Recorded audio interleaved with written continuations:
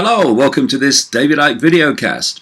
Well, three themes are constantly in the news at the moment. One is Russia. It's the Russians who are accused daily, hourly, of interfering in the internal happenings in the United States and other countries. We have Israel constantly in the news because of what's happening in Israel and particularly Palestine and the occupied territories. And we have Jeremy Corbyn making the headlines again daily at the moment. Jeremy Corbyn, the leader of the opposition Labour Party in Britain, who is under siege amid accusations coming from all the usual suspects of being an anti-Semite or not dealing with anti-Semitism in the Labour Party. And these three constant current themes can be dot connected by uttering the word that increasingly must not be spoken: Zionism. Zionism. What is that? Well, Zionism, that's Jewish people, isn't it? No, it's not. It's a political philosophy, which many Jewish people don't agree with. And at its core, at its real core, it's not even a political philosophy in the sense that it's perceived. It's a secret society. And it's a secret society that locks into the great global web of secret societies. And that's one reason, but only one, why it gets such extraordinary global attention and coverage.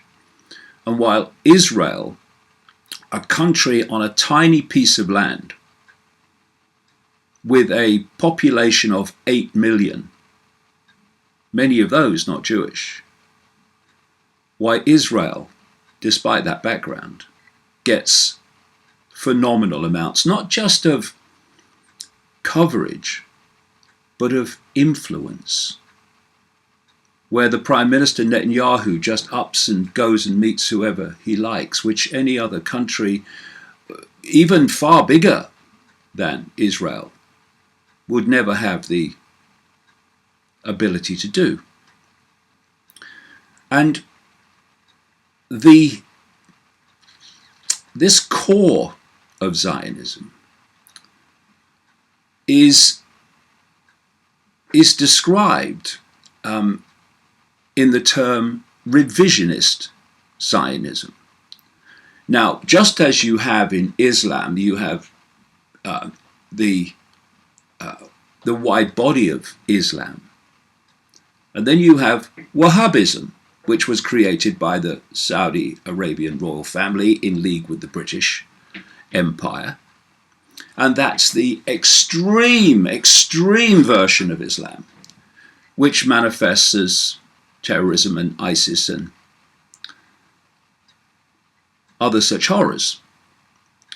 So in Zionism, you have this extreme version of Zionism, revisionist Zionism, which is that which is driving currently the Israel agenda against the Palestinians, and, by the way, against Jeremy Corbyn, and the Zionist mentality that surrounds and controls Donald Trump.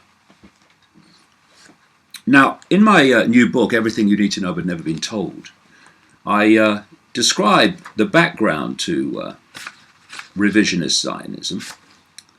Find the page, here we go, which will help to put current events in some kind of context, not just current events, but events that have been happening for a very long time. I say in the book, secret society Zionism is also known as revisionist Zionism, an ideology founded on violence by Russian Jew Zeev, also known as Vladimir Jabotinsky in the 1920s, who pledged to seize Palestine with, quote, an iron wall of Jewish bayonets. Today they use high-tech missiles. Jabotinsky, 1880 to 1940, set out to, quote, create with sweat and blood a race of men, strong, brave, and cruel, that would impose a greater Israel from the River Nile in Egypt to the Euphrates in Iraq. This describes the largest expanse of alleged biblical Israel. Now, the famous Jewish scientist Albert Einstein and other prominent Jews sent a letter to the New York Times in 1948 describing Irgun. This was a revisionist Zionism enforcement arm, a terrorist group, horrific terrorist group, actually. Rightly, Einstein and these other prominent Jews describe Irgun as a terrorist group and right-wing, and founded on, quote, ultra-nationalism, religious mysticism, and racial superiority. The letter described the Israeli party representing Zionist revisionist thinking, mentality, as, quote, closely akin in its organization, methods, political philosophy, and social appeal to the Nazi and fascist parties. Now, this is Albert bloody Einstein and other prominent Jews in America. And under current increasingly imposed definitions of anti-Semitism, Einstein and these other prominent Jewish people would not be allowed to say that today. And I go on to point out that brutal Israel prime ministers, Menachem Begin, he won the Nobel Peace Prize, Yitzhak Shamir and Ariel Sharon, and now Benjamin Netanyahu, all glean their ideology from that of Jabotinsky. In fact, Netanyahu's father was a personal assistant to Jabotinsky, who created this extreme, anything-goes, violent revisionist Zionism. And this ideology is based on unrestrained and unrelenting violence to impose the Zionist, revisionist Zionist will. So that's some background to the division between Jewish people, what is called Zionism in the wider sense, and this inner core revisionist Zionism. And it's this mentality that has taken over the Trump administration. I mean, hello. And because of the control of Trump, Israel, Netanyahu, etc., the Israeli regime, now feels it can do whatever it likes because it's going to get no pushback from Trump. And that is exactly what's happened. You look back to the point where Trump was elected, and that's when the building on Palestinian land with new Jewish-only settlements began to really motor, and it's continued ever since. We've had the American embassy move from Tel Aviv to Jerusalem because of this revisionist Zionist control of Trump. And we are seeing also the movement to remove Palestinians from Jerusalem and East Jerusalem, because the ultimate goal, I've been writing this now for 30 years nearly, is to replace the Al-Aqsa Mosque, currently on what Jews call Temple Mount, with a new rebuilt Solomon's Temple. This is where it is going. And, you know, I talked earlier about this inner core of revisionist Zionism being a secret society within Zionism, and how it locks into the wider web of secret societies. Well, of course, one of the most famous secret societies ever is the Knights Templar. And the Knights Templar were obsessed with Jerusalem. They had a headquarters there at one point, in that area of where the mosque is. And so there is a movement within this secret society network, not just through what we call Zionism or revisionist Zionism, but through the web as a whole, to bring about this, what is to them, absolutely symbolic move of building this rebuilt Solomon's Temple. And all this becomes possible to move forward quicker and quicker because of the control that revisionist Zionists have over Trump. And you're also seeing, of course, as usual, Israel just bombing in places like Syria at will, without any resistance, any pushback. And people need to ask themselves, here we have a country which is tiny, with a population that is tiny, and yet its regime can do all these things, including, what it does to the Palestinians, which is unspeakable. Again, see how that's become more and more blatantly extreme, with snipers picking off civilians behind a security fence, blowing the legs off kids, etc., killing medics, journalists, because they know there's no pushback. Why? Because they control Trump. You can't say that. I just bloody have. And this is how extraordinarily arrogant it is now become, knowing there's no pushback. This is the nation-state law that has just been passed by a regime that constantly seeks to silence opposition through, you're a racist. That has enshrined Jewish supremacy into the law of Israel. There's a word for that. You may have heard it in relation to South Africa. Apartheid. That's what it is. An apartheid law. Imposed by a regime that shouts and hurls the label racist at anyone who dares, has the audacity to question anything it does. So this is the story. Israel passed a law giving Jews supremacy over all non-Jewish Israeli citizens, which critics and members of the state's Palestinian minority call racist, likening legislation to apartheid. It's not likened to apartheid, it is apartheid. Let me read that again. Israel passed a law giving Jews supremacy over all non-Jewish Israeli citizens,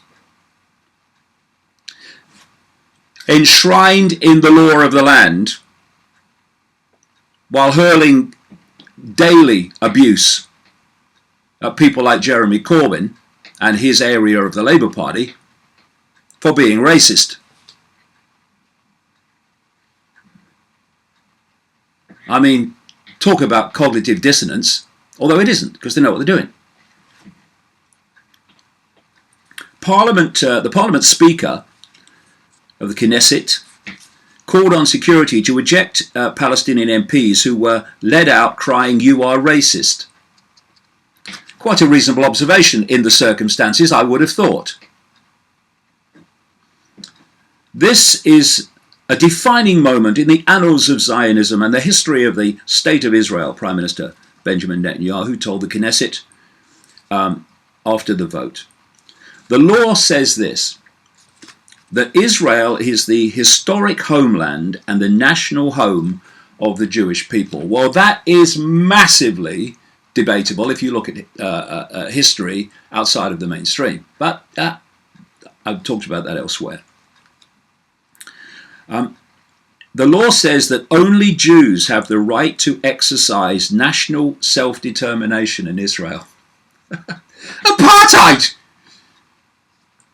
You're a racist. But apartheid isn't. It says that Jerusalem is Israel's capital and Hebrew is the language. Describes Jewish settlement as a national value to be promoted by the state.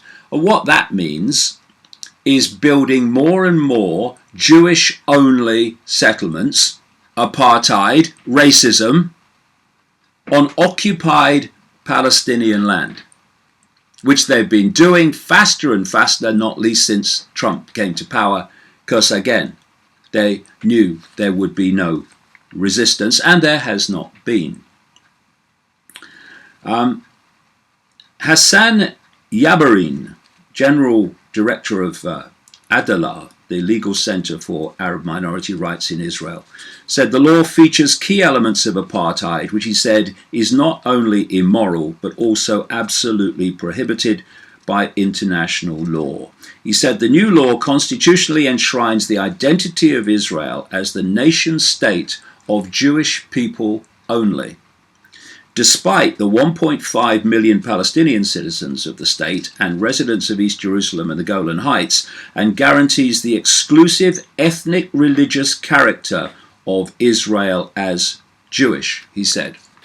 By defining sovereignty and democratic self-rule as belonging solely to the Jewish people, wherever they live around the world, Israel has made discrimination a constitutional value and has professed its commitment to favouring Jewish supremacy as the bedrock of its institutions. And even Haaretz, the newspaper that does speak out against the Netanyahu regime, has said in this headline here, new Jewish state law makes Israel an apartheid regime, says country's leading newspaper. It said in an editorial titled The Apartheid Prime Minister that bluntly, that thanks to the new nation state of the Jewish people law that Netanyahu spearheaded, Israel under Netanyahu is an apartheid regime.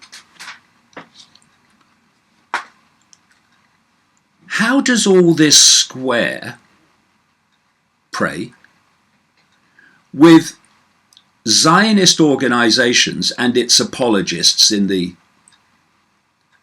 British political class and British corporate media?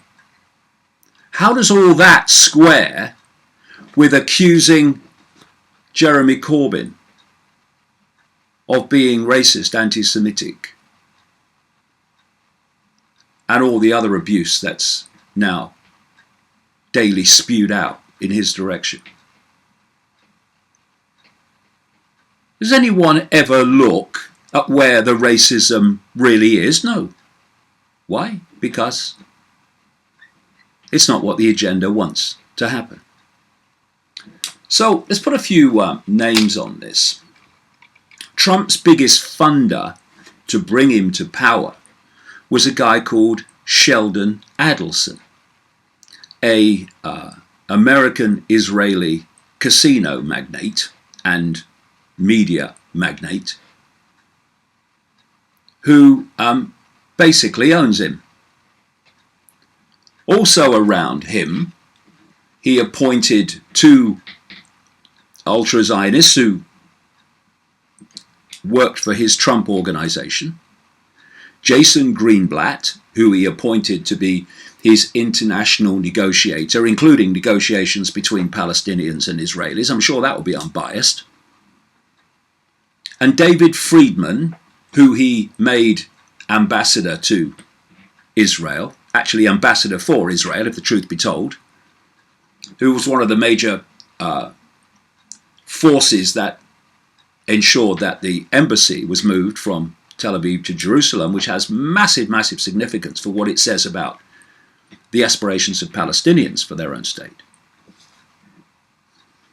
And around him too is his son-in-law, Jared Kushner, who has known Benjamin Netanyahu almost all of his life, because Netanyahu and Kushner's father, who went to jail, by the way, for fraud, were great friends. And Kushner is now, with these other characters, manipulating events to withdraw funding from Palestinians, to make their life so horrific in endless ways, and then come along and say, when they're in absolute where do we go next destitution, oh, here's some money to sort it out, but for that money you've got to agree to concede all this to Israel. That's what's happening. That's what this deal of the century they talk about is all about. And then you have Trump's national security advisor, John Bolton, another one of these people that worships Israel, and was a member of the Project for the New American Century, which was created by ultra-Zionists in the United States, like William Crystal and Robert Kagan, and has been the driving force. You can see it in its documents, one of them published in September 2000, in which it has listed the countries it wants to regime change: Libya, Syria, Iraq, Iran, Lebanon, North Korea. All countries that have been targeted or are in the process of being targeted ever since. And so Bolton is now pushing, as he has for years, regime change in Iran, as he's pushed every other regime change. Why? Because he's another front man for revisionist Zionism. And we now have reached the point where, of course, there was an agreement between the West, the United States, the West, and the regime in Iran, called the nuclear deal, which kind of settled everything down. But of course, once Trump came in, he did what revisionist Zionists wanted. He wanted to kill the deal so that this conflict could be reignited. And of course, when you've got to power on the back of the massive financial contributions of Sheldon Adelson, and you are surrounded by these ultra-Zionist people, then that's what you do. And indeed, this is a story confirming in a recording of Netanyahu that it was Israel, well, we all knew it anyway, but this is just confirmation, that drove the Trump administration to ditch the nuclear agreement with Iran. This is the headline. In recording, Netanyahu boasts Israel convinced Trump to quit Iran nuclear deal. In a video clip aired Tuesday by Israeli television, Prime Minister Benjamin Netanyahu boasted that Israel was responsible for US President Donald Trump's decision to quit the Iran nuclear deal. In the video, which the public broadcaster said was filmed 2 weeks ago, Netanyahu can be seen speaking to activists and senior members of his Likud party. Well, of course, because to bring two of these themes together that I mentioned earlier, while people are talking about Russia constantly, Russia being the major manipulator of events in America. The ultra-Zionists go on manipulating events in America. And I've just been looking, as you saw there, through my papers for this. This is something that was said this week by the Jewish activist in America, Noam Chomsky. This is the headline. Israeli intervention in US elections vastly overwhelms anything Russia has done, claims Noam Chomsky. Veteran activist Noam Chomsky has accused Israel of brazenly interfering in US electoral politics in a way that vastly outweighs any efforts that may have been carried out by Russia. Israeli intervention, he said, in US elections vastly overwhelms anything the Russians may have done. I mean, even to the point where the Prime Minister of Israel, Netanyahu, goes directly to Congress without even informing the President and speaks to Congress with overwhelming applause to try to undermine the President's policies. What happened with Obama and Netanyahu, he said in 2015. So I ask again, where does the power to do that from a country on a tiny piece of land with a population of 8 million? Where does the power come from for that to happen?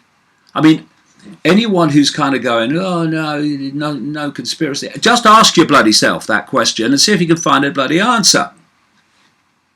So, to keep this quiet, to stop it coming out, and many other things to come out, Israel and Zionism has a global network, especially in the West, of organizations that are there to equate criticism and exposure of Israel or Zionism with anti-Semitism.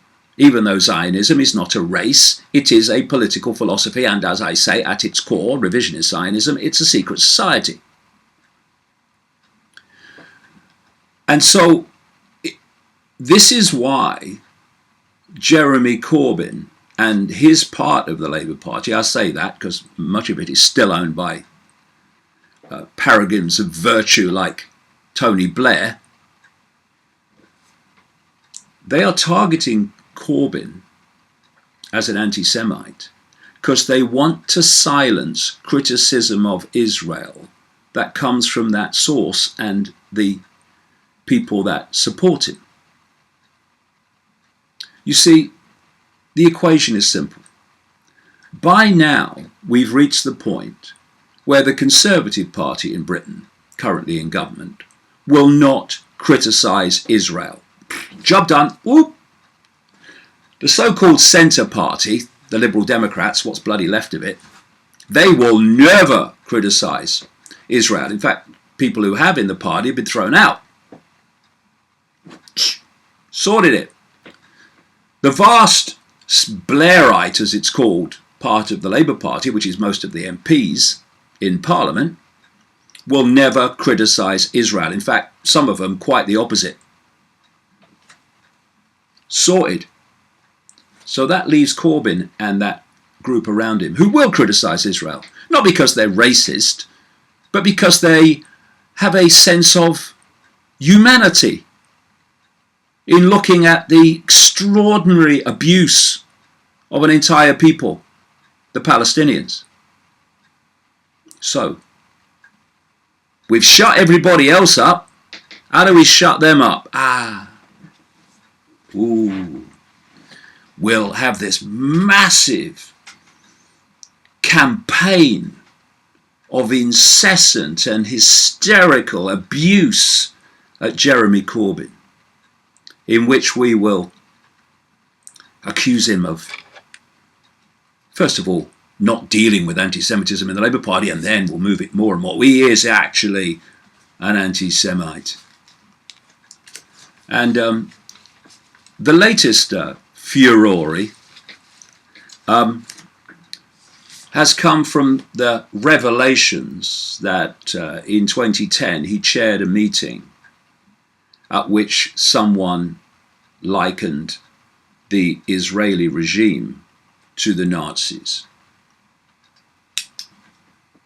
Okay, but who was this person? He was a survivor of the Holocaust. He was a survivor of Auschwitz. So now you are anti-Semitic if you chair a meeting in which a Holocaust survivor who actually experienced it likens some Israeli regime actions in regard to the Palestinians as comparable. So we are now seeing Holocaust survivors told they cannot speak from their experience. And they're being told that by people who never even came close to the Holocaust or living in Nazi Germany at that time. Do you know what I find? You know what I find that to be? Stomach-turningly grotesque. And as part of this whole shut down any criticism of Israel by labeling everyone an anti-Semite, we've had the new definition of anti-Semitism, which Corbyn and the Labour Party are now being accused of being anti-Semitic for not accepting all of it. And I can see why, because if you accept all of it, you are basically accepting that criticism of Israel and Zionism equates to anti-Semitism, which is a frickin' nonsense.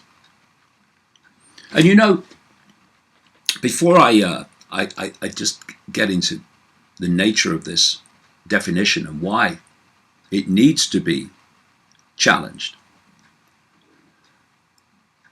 if we had proper journalists in this country, as opposed to repeaters of the official story, then they would go to organizations like the Campaign Against Anti-Semitism, which is always targeting me or trying to, and is one of the major forces pressing this campaign against Corbyn and the Labour Party. I say forces, it's a man and a bloody dog. But it gets lots of coverage, so it seems to be bigger than it really is. This is the organisation that's now started to use the law against people to try to silence them. They might go to the Campaign Against Anti-Semitism and they might ask it a few questions like, what's your agenda? Why did you come out of nowhere in the middle of the last grotesque, murderous bombardment of Gaza by the Israeli regime? Why did you appear in the middle of all that? Now you're walking the corridors of power and appearing in the papers all the time. They might ask the chairman of the Campaign Against Anti-Semitism, a guy called Gideon Falter, how he can have the nerve to accuse Corbyn of anti-Semitism, or the Labour Party of anti-Semitism, or anybody of anti-Semitism, which actually means anti-Arab, by the way. In truth, this is the nonsense that we're talking about.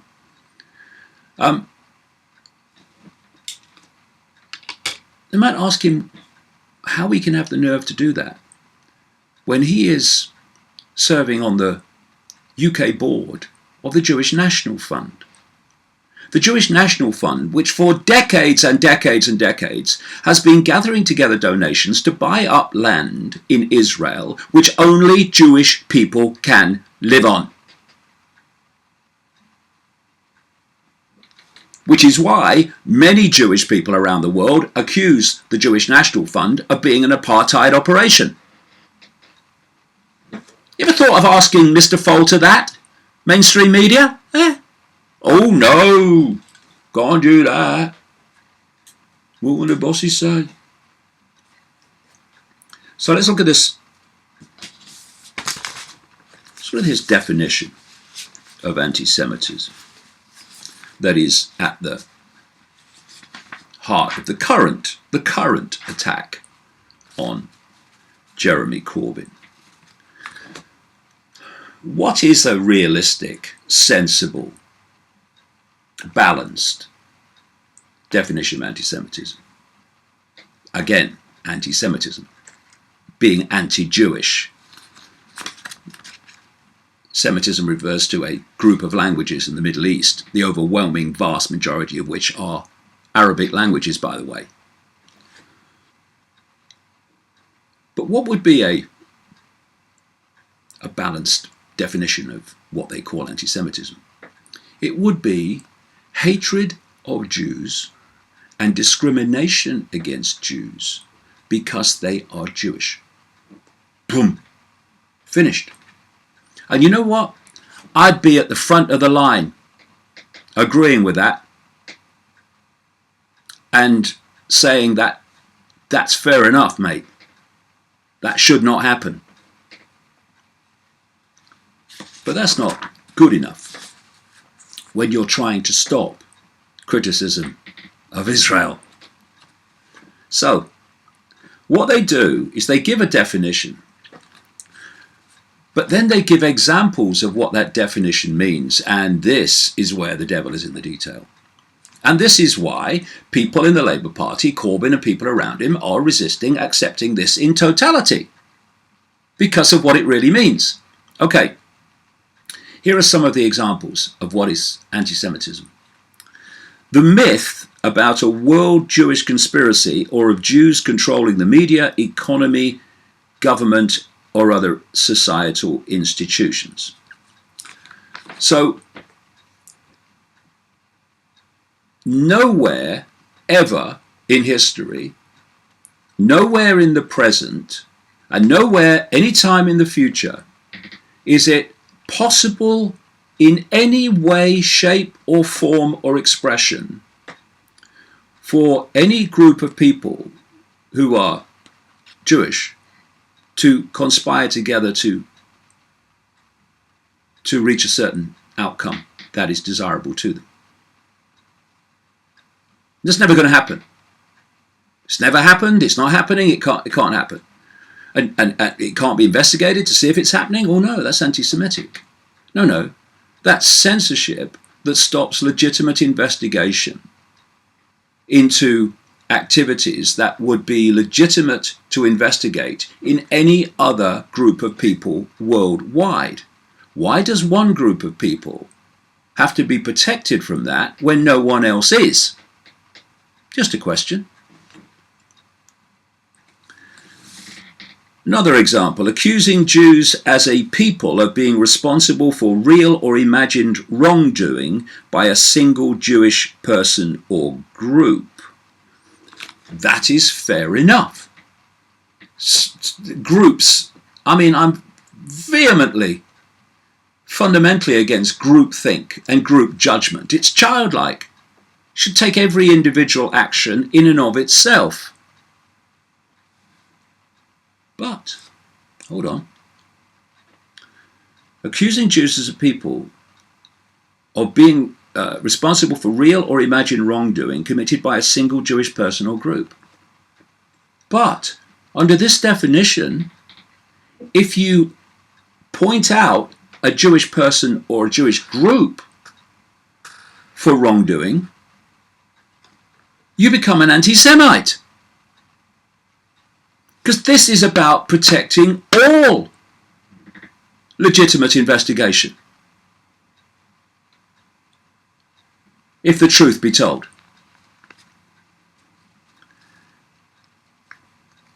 And it goes on about denying details of the Holocaust. And, of course, terrible atrocities were inflicted on Jewish people in Nazi Germany. But people can't question any detail of it at all. They've got to accept it all, every last detail, without question, otherwise they're an anti-Semite. What other historical event ever does that happen to? Or can you find a comparison? What it means is that people are jailed in some countries for having a different version of history. If they're wrong, prove them wrong. Prove them wrong. That's what discourse is about.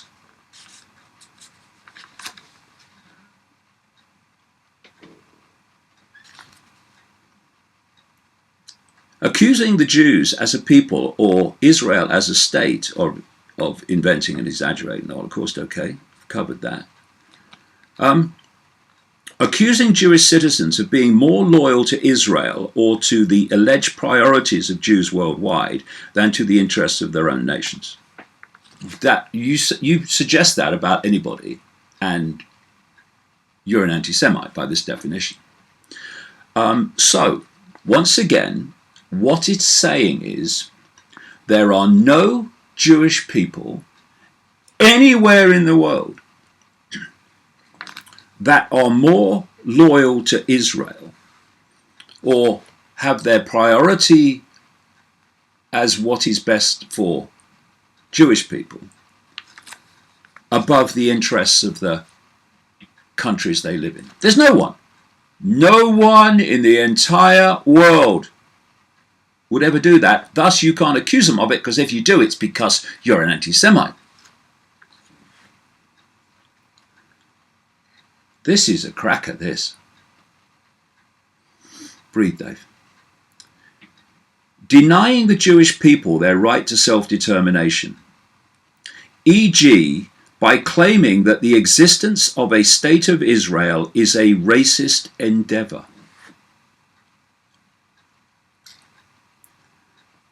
This is said about a country that has just enshrined Jewish supremacy into its own law of the state.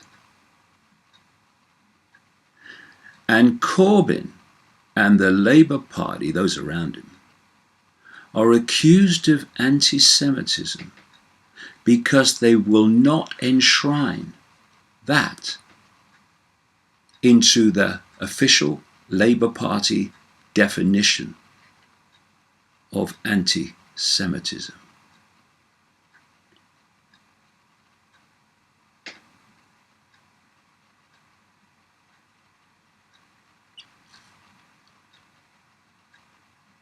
Speechless can be the only response.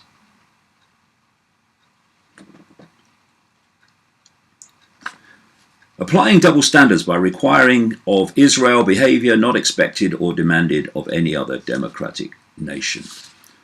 What, like not shooting the legs off kids through a sniper's gun sight? How about that?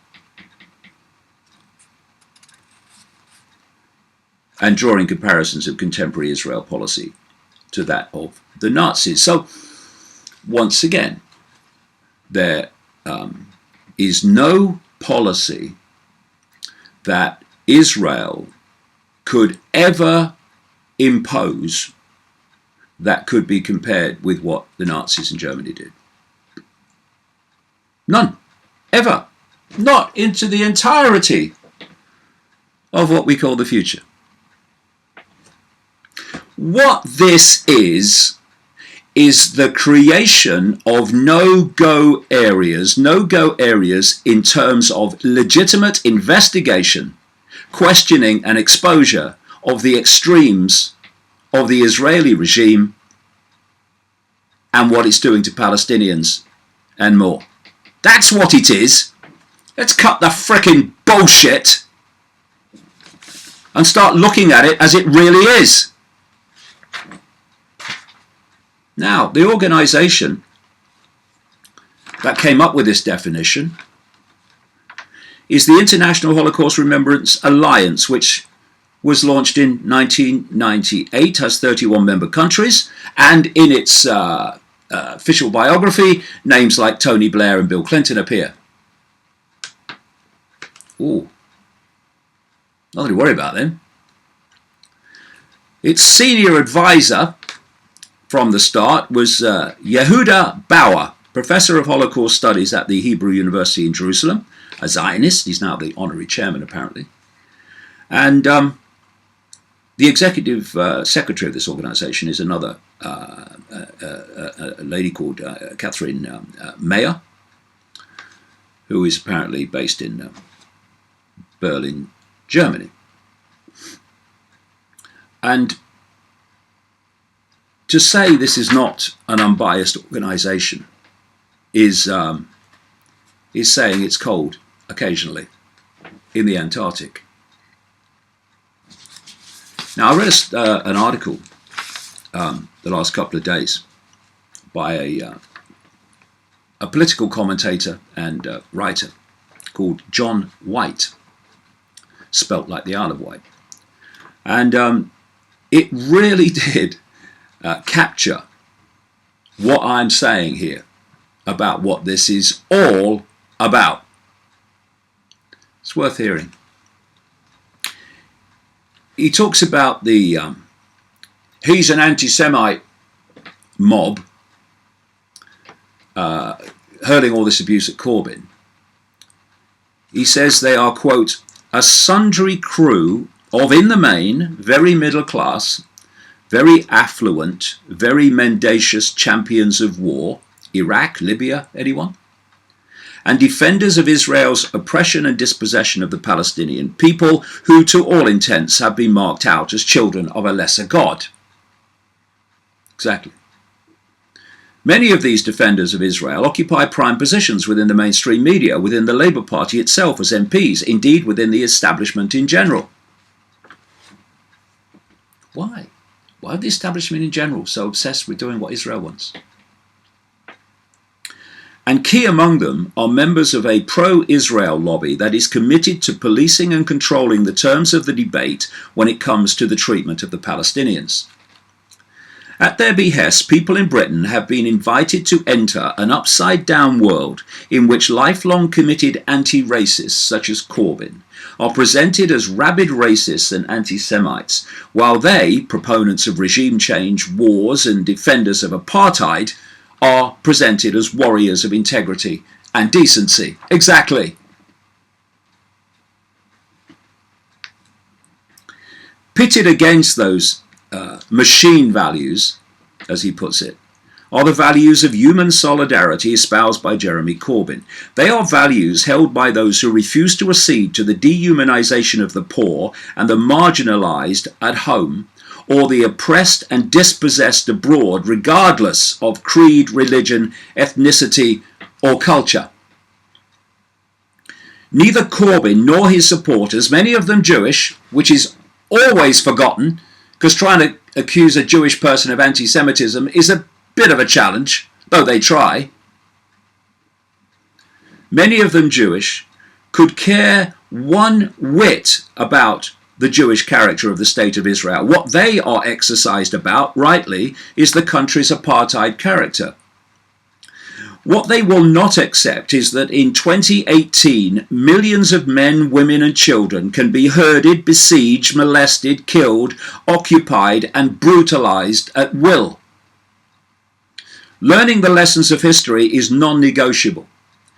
And there has been nothing more squalid in our history than settler colonialism, responsible for the expiration of the Native American Indians of North America and the Aborigines of Australia. Those historical comparisons are fundamental when it comes to understanding the nature of the oppression and dispossession of the Palestinians in our time.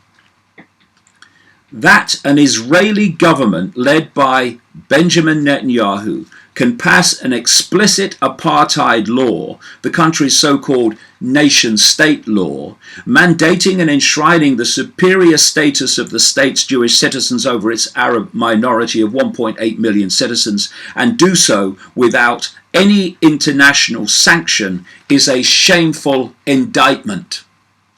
Well, for reasons explained, they're not going to face any reprisals from the United States, nor Britain and the rest of them.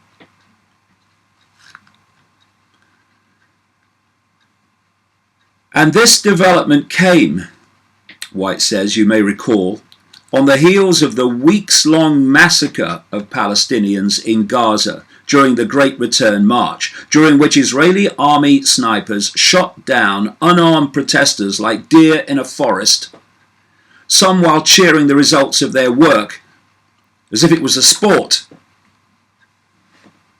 Yet, no matter, we are expected to believe that it is Jeremy Corbyn and his supporters, those who oppose such developments and acts, who are deserving of being witch-hunted, chased from pillar to post by a feral UK mainstream media that has entered full firing squad mode. Absolutely fricking exactly.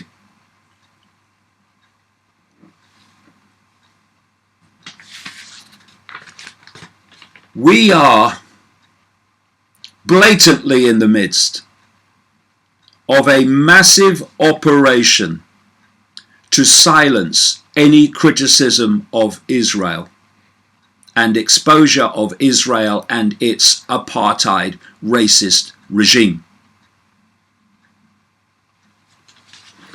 Not just because of what is happening now or what has happened, but because of what is planned to happen. Get your censorship in first. Now, of course,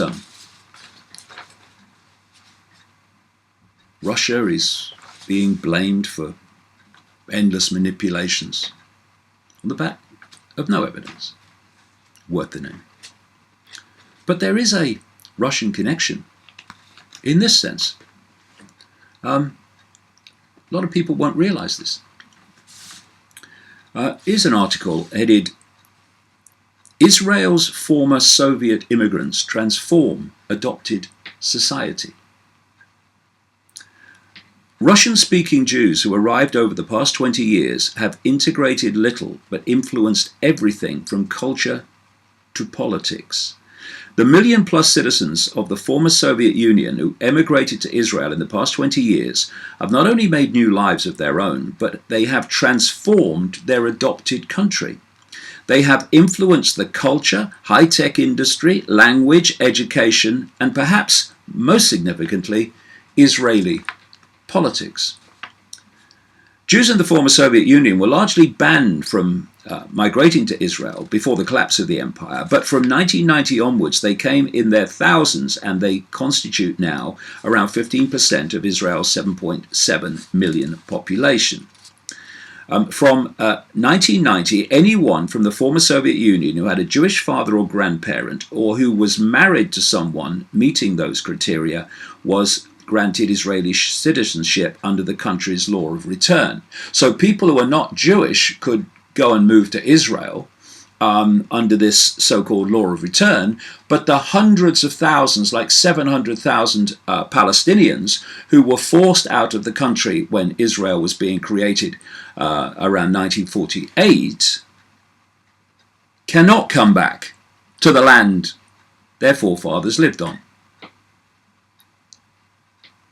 What is the justification of Israel being established in that land? Because that's where our forefathers come from. A fact I would challenge, by the way, and many Jewish historians also vehemently challenge. According to Israel's Central Bureau of Statistics, around 30% of immigrants from the former Soviet Union in the 1990s were not Jews, were not considered Jewish or under Orthodox law. In 2005, that figure leapt to 59%. Only around 5% of the non-Jews have converted. So here we have this massive influx of non-Jews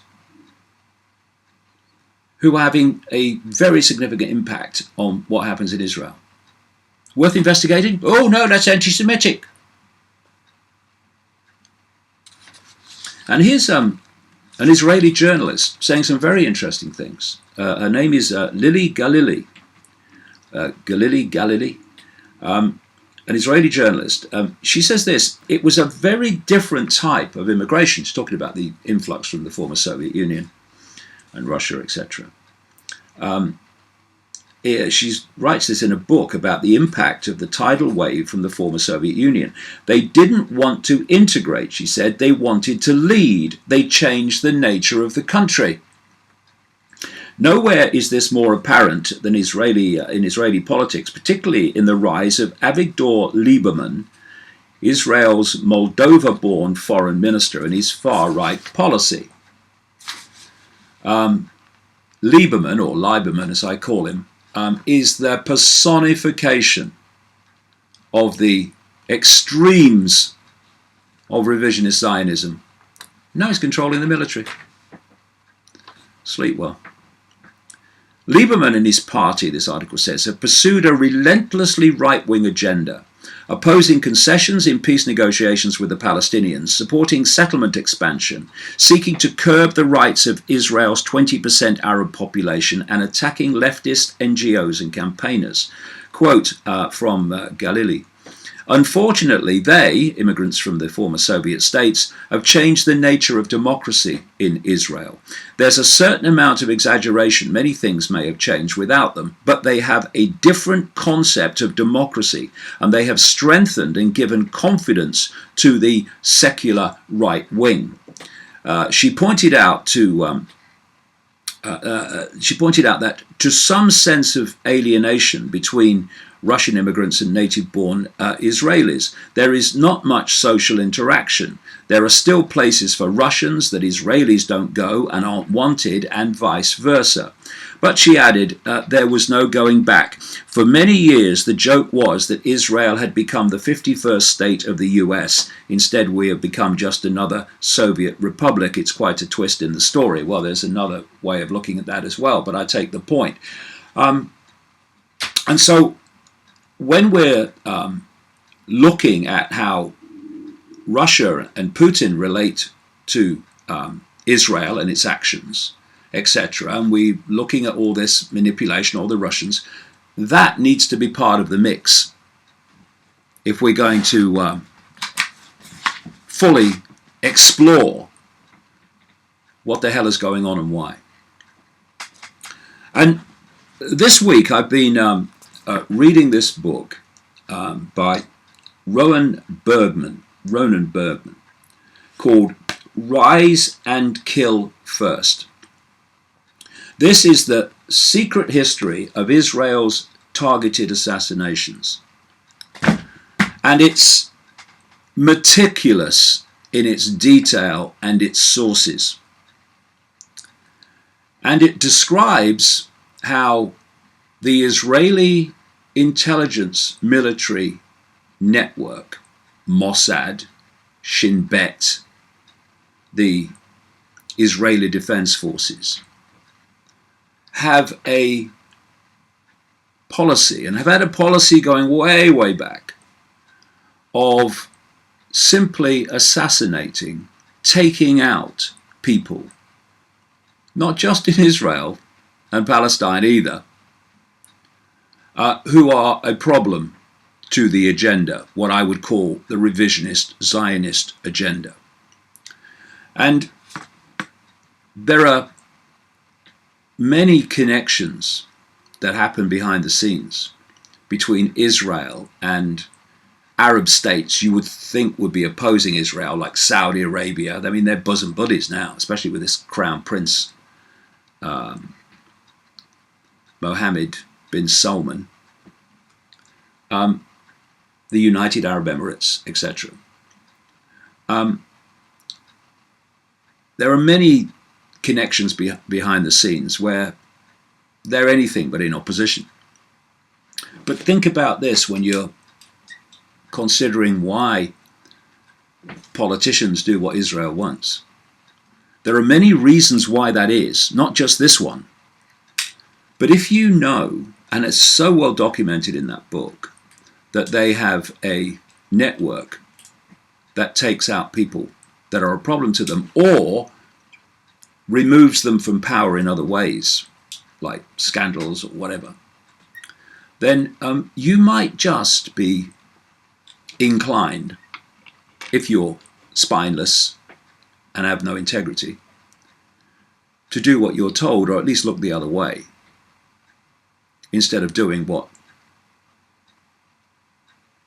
if you were in integrity, you'd know to be right. And all these things that I'm describing here, and I could talk for hours on this, and the treatment of the Palestinians, etc., you can see why one group gets all the support and so little, in terms of America today under Trump, nil criticism for some of the most grotesquely appalling behavior. And this is why this anti-Semitism hysteria has been generated, to silence exposure of the kind of things I've talked about here and so many more. And people are increasingly intimidated into that silence for fear of being called racist or being abused.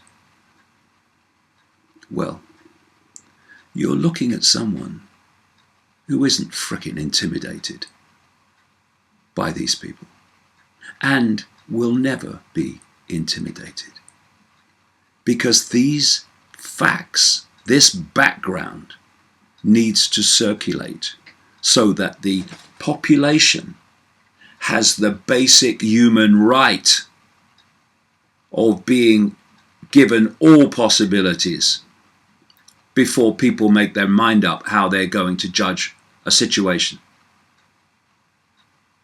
The idea, of course, is to only allow people to hear one possibility. Not why I'm alive. No frickin' way.